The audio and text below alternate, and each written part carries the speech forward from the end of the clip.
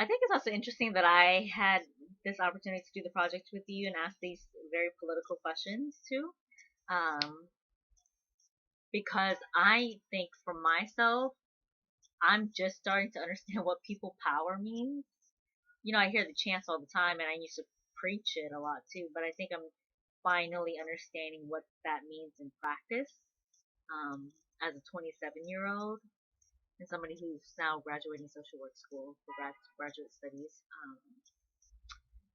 So, because of my own development, I think some of the responses and some things that you're saying, like, you realize there aren't any choices or it, I'm finally understanding and I'm able to connect those thoughts together because I'm finally able to understand it for myself what it is.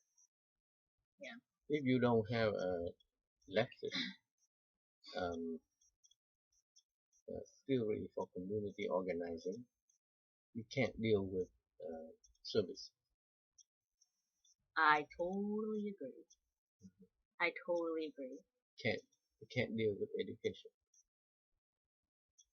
It is so limited. You don't want to do it because there must be one. You want to do it one so that it can be improving all the time. I had this conversation with MK Nguyen actually um, recently about what types of um, about how I am and my work culture or like work style, I guess. And basically, I told her that when I'm in a space where I'm not being challenged of my values, and instead I'm challenging other people's values, I actually get engulfed into that environment more. And so my values for people power, my grassroots values actually starts fading away. Um, so I think I'm at a crossroads where I'm realizing, I need to either be in a very grassroots space, um, or really need to hold my values in my face everywhere I go within a direct service setting because I see the beast of it after my internships now from grad school. And I knew that what I was challenged with before even going to the organizing world, but I just don't think I realized the how big it was actually until this year. I think you need to have a very close friend who can discuss with you on the left organizing aspect Within a direct service setting. on all issues related to that. That is only one part. You can see the system and you can see the weakness of the system, but you don't have an advocacy or a leftist looking at it. You don't know how to move from one stage to the other, and how do you push it? Mhm. Sometimes it's from the outside. Sometimes the push is from the outside. Sometimes the push is a contradiction within that system. If you know the contradiction within that system, you can move it. If you know that that system and the city system, which is covering the service, and the state and the federal, and you know the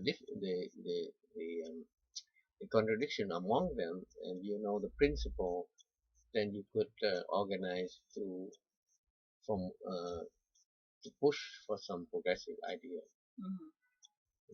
Yeah, and I think my conversations with like Helena Wong, Claire, Timmy Lou, and Alex from Chinese Progressive Association during the limited times I do get to talk to them, I think about it as a like a bargaining scheme, right? If you are bargaining with an amount, was for instance you want a flute, and the value is that is told to you is $30, and you yeah bargain for um $25, the negotiation process is going to be so limited because the price that you suggested is so close to what they have presented to you that it makes sense to be radical, right? It makes sense to go to like, okay, what about $15 or something, or like $20? So I'm kind of seeing it as that process where I'm realizing revolution is very necessary and not reform. That whole Yes, argument. but there is something like this. Um, if you know Vietnam, then you can see that happen. Which one? Revolution? When you say, when you are living in two different systems. One system is progressive leftist uh, value and uh, and and logistic of it against this system, which is bargaining. When you do bargaining, you have to see um, the longer view. Sometimes you win a little, but you actually move very far. Yeah. It doesn't look like much, but you move very far Yeah. because you apply the capitalist means of bargaining as a tool, as a logistic tool at that moment in order to get you into a different uh, value system. So um, in Vietnam, they use a socialist idea and then the market economy, and then they in the market economy they call it bargaining. In the other system, it is a struggle in order to improve the society for everybody. Mm-hmm. But in the bargaining in the capitalist system, we're sitting across the table from the American businessman. We talk about bargaining. We're not talking about socialist system. Mm-hmm. But the bargaining is also to achieve material for the socialist system. Mm-hmm. There's, there's two systems, and you can separate the two, and you are really good. You could separate the two when you sit down in front of somebody and starting to argue.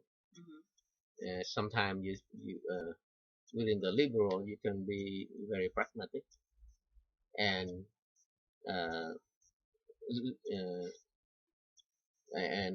smart bargaining.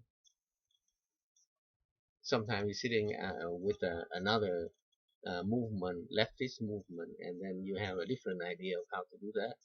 Then you are on a different argument. You don't talk about bargaining anymore. Mm-hmm. Yeah. Any last thoughts, Yan, before we wrap this up?